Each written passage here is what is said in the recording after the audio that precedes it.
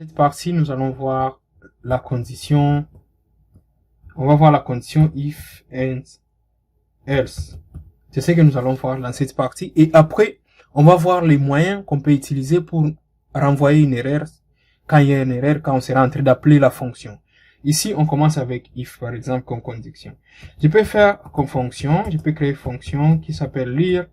Et dans la fonction, je mets un argument qui va s'appeler, par exemple, x. Et cette fonction sera pire et ça sera external, tout comme je peux mettre public, et puis ça va nous retourner un entier non signé. Alors, ici, avec cette fonction, comment est-ce que je vais utiliser la condition if and else? Je peux faire comment? Je peux faire si if x est inférieur, par exemple, à 5. Vous allez me retourner return 3. Else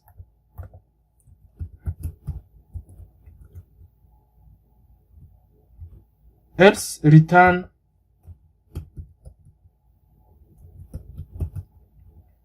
par exemple 8. Vous voyez, je peux déployer ces smart contracts, je peux compiler, c'est déjà compilé automatiquement, et puis je déploie pour lire la valeur et voir comment est-ce que ça va se comporter. Si je vais lire, par exemple, je mets ici 5.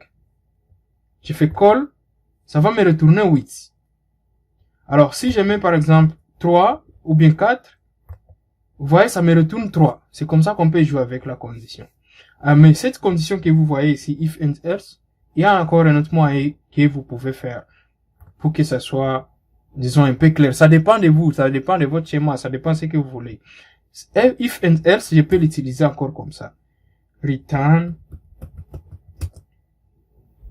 si x est supérieur à 5, alors retournez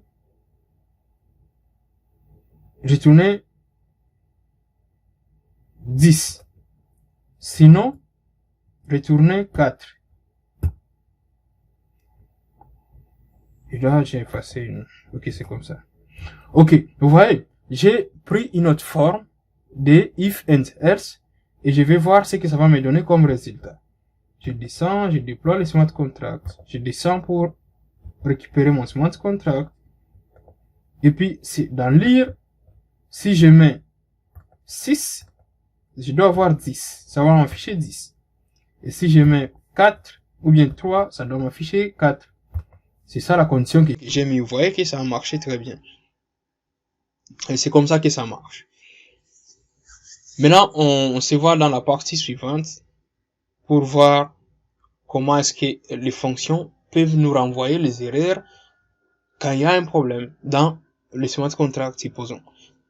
Merci beaucoup et on se voit dans la suite de cette partie. Merci.